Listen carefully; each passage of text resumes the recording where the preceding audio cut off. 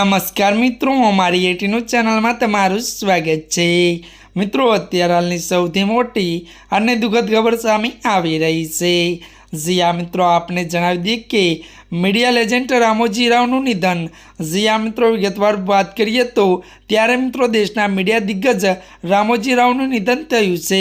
87 વર્ષીય રામોજી રાવને 5 જૂને સ્ટાર હોસ્પિટલમાં દાખલ કરવામાં આવ્યા હતા। મળતી માહિતી અનુસાર મિત્રો આપને જણાવી દઈએ કે ત્યારે મિત્રો જ્યાં તેમને વેન્ટિલેટર સપોર્ટ પર રાખવામાં આવ્યા હતા ત્યારે મિત્રો મળતી માહિતી અનુસાર આપને એ પણ જણાવી દઈએ કે આજે સવારે 4 કલાકે તેમનું અવસાન થયું હતું।